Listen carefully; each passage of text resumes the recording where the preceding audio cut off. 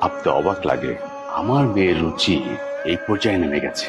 বাবা বারবার ক্ষমা চাইলো, বন্ধুদের সাথে ফান করতে গিয়ে একটা ভুল করে ফেলেছে, শেষবার মতো মাফ করে দাও।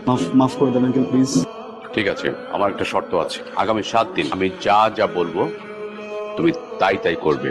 যদি তুমি পাশ করো তাহলে আমি তোমাকে ক্ষমা করে দেবো, জি আর যদি ফেল করো তাহলে আমার মেয়ের চারপাশে তোমার ছায়াটা আমি দেখতে চাই না। জি জি। এনি আইডিয়া বাবা কি করতে পারে? এটা তো প্রবলেম না, প্রবলেম হচ্ছে উনি যেটা বলবে সেটা তো করতে হবে।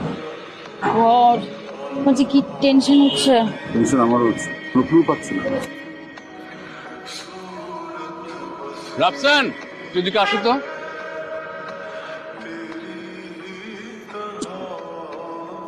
তেমন কিছু হয়নি, মনে হয় রগে টান খেয়েছেন। একটু আস্তে আস্তে মাসাজ করে দেবা?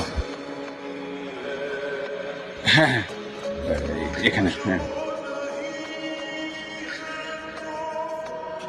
রাফসান, জরুরি, তুমি কি একটু বাসায় আসতে পারবে? আগে কোনো সমস্যা?